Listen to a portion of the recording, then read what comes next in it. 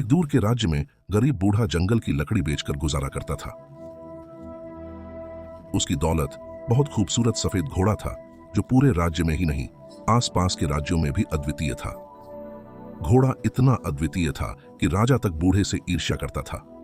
धनी लोगों ने घोड़े को खरीदने की कोशिश की और राजा ने कई बार सोने के सिक्के देकर हासिल करने की कोशिश की, लेकिन बूढ़ा किसी की बातों में नहीं आया। वो सबको एक ही बात कहता था, ये घोड़ा सिर्फ घोड़ा नहीं है, ये मेरे परिवार का सदस्य है, ये कोई संपत्ति नहीं है। मैं धन लोभ से परिवार का सदस्य बेच नहीं सकता। एक सुबह बूढ़े ने देखा कि उसका घोड़ा स्थल से गायब है। खोजने और पूछताछ करने बावजूद घोड़ा नहीं मिला।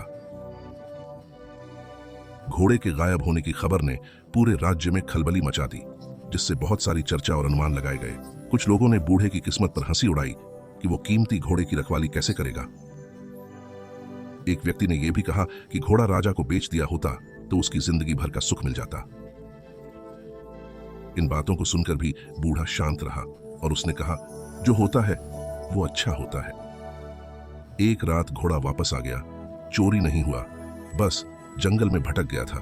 हैरान करने वाली बात थी, वो अपनी नस्ल के 12 और घोड़ों के साथ था। यह खबर पूरे राज्य में फैल गई और लोगों में चर्चा होने लगी। लोग बूढ़े के पास इकट्ठा हो गए, कहने लगे कि घोड़े को खोना बुरा नहीं बल्कि वरदान था। लोग मानने लगे कि उसकी किस्मत बदल गई है और उसे घोड़ों का व्यापारी बनने का सुझाव दिया। बूढ़े ने शांति से जवाब दिया, बात यही है कि 12 और घोड़े आ चुके हैं।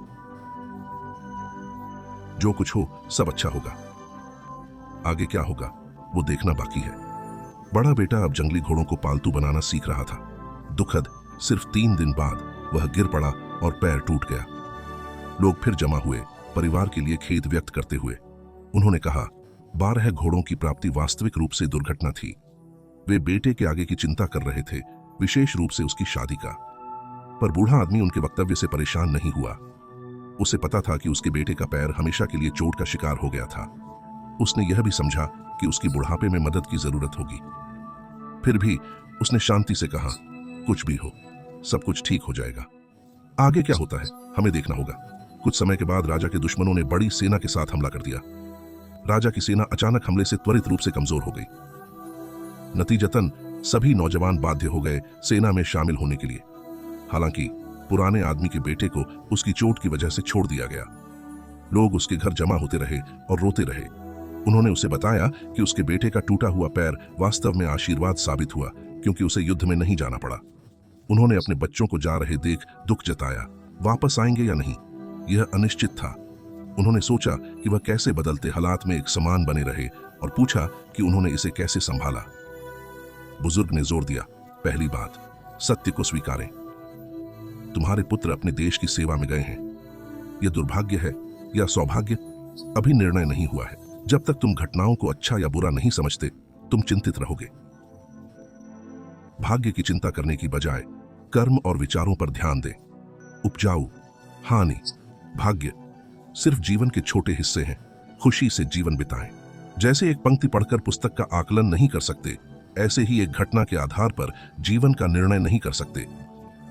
हम अक्सर निर्णय लेते हैं और छोटी छोटी बातों पर परेशान हो जाते हैं। छोटी छोटी बातों के निष्कर्ष निकालने की बजाय वर्तमान क्षण में रहें। वर्तमान में खुशी को पहचानें और काम पर ध्यान केंद्रित करें। दूसरों की राय द्वारा सकारात्मक हो या नकारात्मक विचलित न होने दें। दूसरों की बातें सुनने से आपका मन अस्थिर हो सकता है। बजाय इसके आपके जीवन के महत्वपूर्ण कार्यों पर ध्यान केंद्रित करें जो आपको अंतरात्मा की खुशी देंगे।